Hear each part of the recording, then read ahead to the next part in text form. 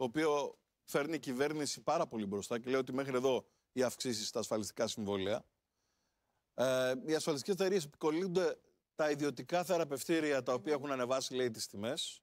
Τα ιδιωτικά θεραπευτήρια λένε δεν φταίμε εμείς. Εμείς πηγαίνουμε σύμφωνα με τα όσα ορίζονται από τον προϋπολογισμό μας. Δεν έχουν γίνει αυτές τις υπέρογγες αυξήσεις που λένε οι ασφαλιστικές εταιρείες που βγάζουν τα σπασμένα 3 χρόνια.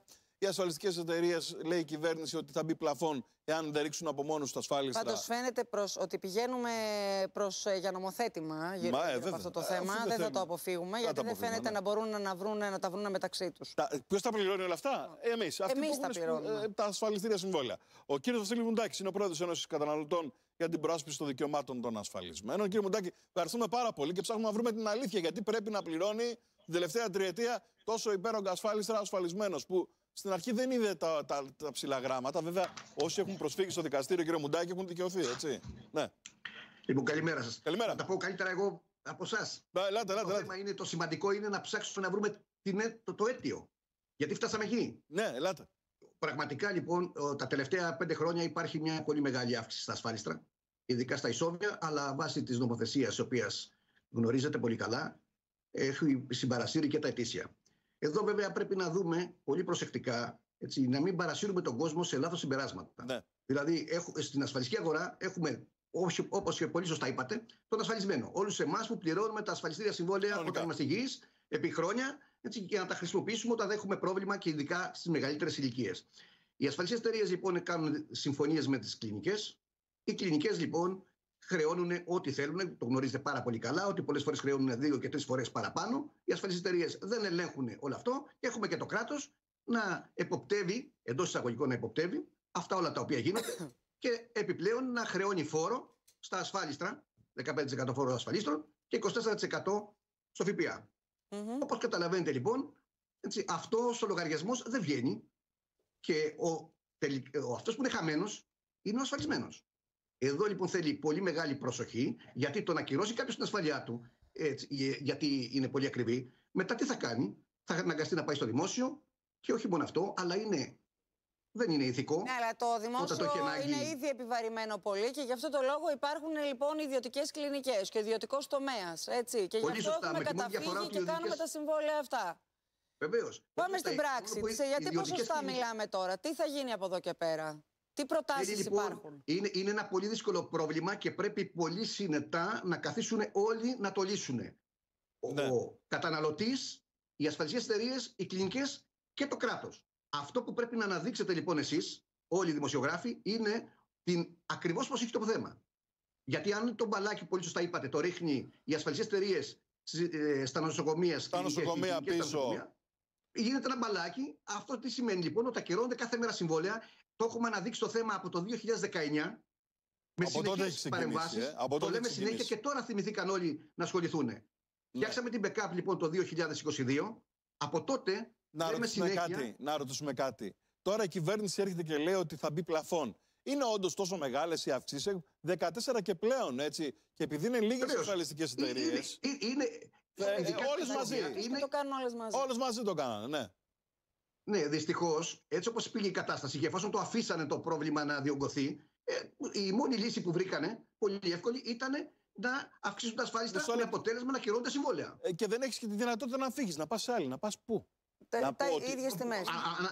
Είναι λάθος το να φύγει κάποιος και να πάει κάπου αλλού. Γιατί είναι μεγαλύτερος ηλικία, έχει θέματα υγείας. Μια ασφαλιστική εταιρεία δεν θα ασφαλίσει κάποιον με πρόβλημα υγείας. Ή αν είναι μεγαλύτερος ηλικία, θα είναι ακριβότερο το μεγαλύτερο. Μήπως, κυρία Μουντάκη, επειδή πλέον κοστίζουν αυτοί που έχουν κάνει τα συμβόλαια τη δεκαετία του 80 και του 90, επειδή πλέον κοστίζουν, δεν τους θέλουν και με αυτόν τον τρόπο ρίχνουν το βάρος σε εσάς, εμάς, τους ασφαλισμένους, να ακυρώσουμε από μόνοι μας συμβόλαια?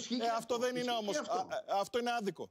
Έχουμε πληρώσει τόσα χρόνια για να μην έχουμε την ασφάλιση την ώρα που τη χρειαζόμαστε. Αυτά πρέπει να τα ακούει η κυβέρνηση. Αυτά πρέπει να τα ακούει η κυβέρνηση που νομοθέτησε με το δίκτυο ΕΟΒΕ. Και ξέρετε πάρα πολύ καλά, γιατί το τελευταίο μήνα έχει γίνει πάρα πολύ μεγάλη κουβέντα για αυτό. Και πολύ σωστά η κυβέρνηση αποφασίζει να πάρει κάποια μέτρα. Αλλά όμως θέλει να το παρακολουθούμε συνεχώς. Εγώ αυτό που θα ήθελα να καλέσω μέσα από την εκπομπή σας είναι όλους τους ασφαλισμένους, και δεν μιλάμε για 1 εκατομμύριο ασφαλισμένους, μιλάμε για 2,5 εκατομμύρια. Γιατί 1 εκατομμύριο είναι ασφαλισμένοι σε ατομικά ασφαλιστήρια συμβόλαια και 1,5 εκατομμύριο σε ομαδικά. Το ίδιο πρόβλημα είναι και στις ομαδικές ασφαλίσεις. Από την άλλη, λοιπόν, οι κλινικές, ξέρετε πάρα πολύ καλά ότι είναι 2,5 κλινικές. Οι ασφαλιστικές εταιρείες είναι 5-6, οι οποίες έχουν 85% της αγοράς. Άρα έχουμε λοιπόν. Είναι ένα ολιγοπόλιο στην αγορά μας. Μάλιστα.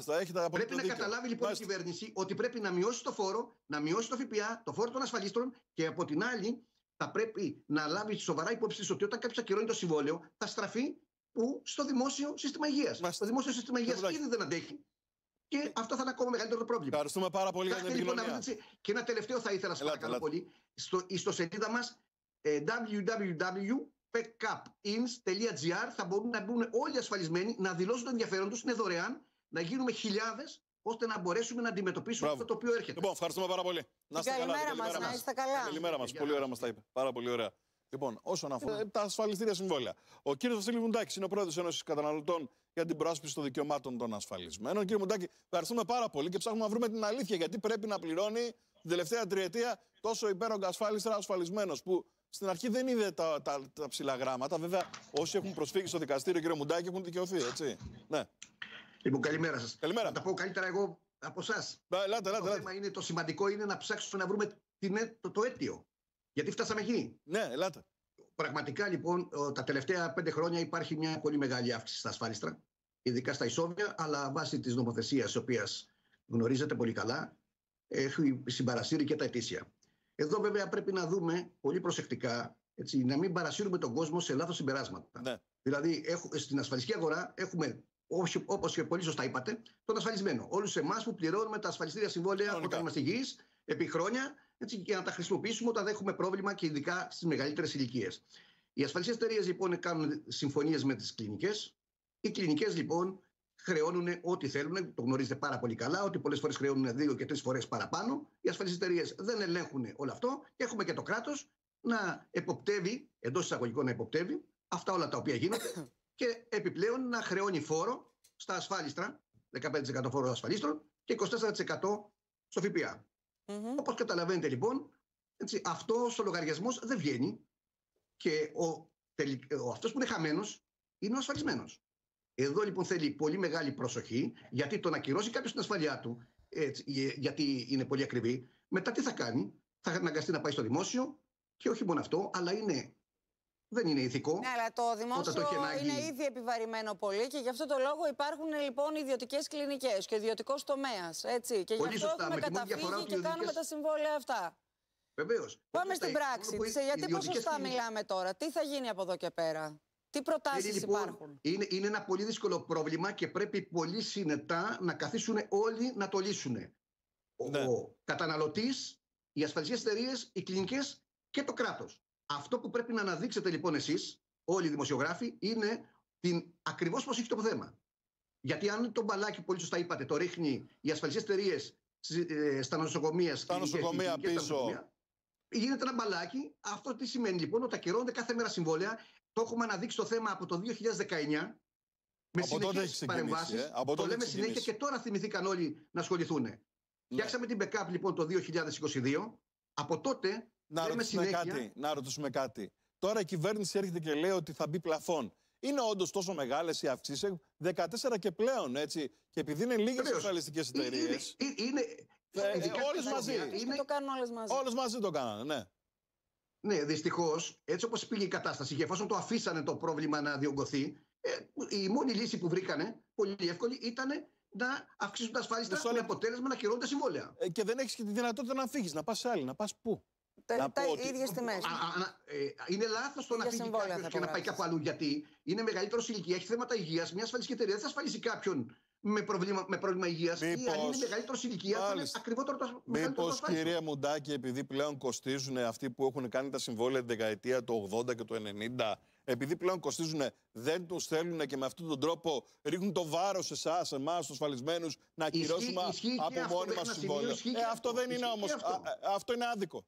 Έχουμε πληρώσει τόσα χρόνια για να μην έχουμε την ασφάλιση την ώρα που τη χρειαζόμαστε. Αυτά πρέπει να τα ακούει η κυβέρνηση που νομοθέτησε με το δίκτυο ΕΟΒΕ Και ξέρετε πάρα πολύ καλά, γιατί το τελευταίο μήνα έχει γίνει πάρα πολύ μεγάλη κουβέντα για αυτό. Και πολύ σωστά η κυβέρνηση αποφασίζει να πάρει κάποια μέτρα. Αλλά όμως θέλει να το παρακολουθούμε συνεχώς. Εγώ αυτό που θα ήθελα να καλέσω μέσα από την εκπομπή σας είναι όλους τους ασφαλισμένους, και δεν μιλάμε για 1 εκατομμύριο ασφαλισμένους, μιλάμε για 2,5 εκατομμύρια. Γιατί 1 εκατομμύριο είναι ασφαλισμένοι σε ατομικά ασφαλιστήρια συμβόλαια και 1,5 εκατομμύριο σε ομαδικά. Το ίδιο πρόβλημα είναι και στις ομαδικές ασφαλίσεις. Από την άλλη, λοιπόν, οι κλινικές, ξέρετε πάρα πολύ καλά ότι είναι 2,5 κλινικές. Οι ασφαλιστικές εταιρείες είναι 5-6, οι οποίες έχουν 85% της αγοράς. Άρα έχουμε λοιπόν ένα ολιγοπόλιο στην αγορά μας. Μάλιστα. Πρέπει να καταλάβει λοιπόν η κυβέρνηση ότι πρέπει να μειώσει το φόρο, να μειώσει το ΦΠΑ, το φόρο των ασφαλίστρων, και από την άλλη θα πρέπει να λάβει σοβαρά υπόψη ότι όταν κάποιος ακυρώνει το συμβόλαιο θα στραφεί στο δημόσιο σύστημα υγείας. Το δημόσιο σύστημα υγείας ήδη δεν αντέχει. Και αυτό θα είναι ακόμα μεγαλύτερο πρόβλημα. Ευχαριστούμε πάρα πολύ για την επικοινωνία. Και ένα τελευταίο θα ήθελα να σας παρακαλώ πολύ. Στο ιστοσελίδα μας www.pecapins.gr θα μπορούν να μπουν όλοι οι ασφαλισμένοι, να δηλώσουν το ενδιαφέρον τους, είναι δωρεάν, να γίνουμε χιλιάδες, ώστε να μπορέσουμε να αντιμετωπίσουμε αυτό το οποίο έρχεται. Λοιπόν, ευχαριστούμε πάρα πολύ. Καλημέρα μας, να είστε καλά. Καλημέρα μας. Πολύ ωραία μας τα είπε. Πάρα πολύ ωραία. Λοιπόν, όσον αφορά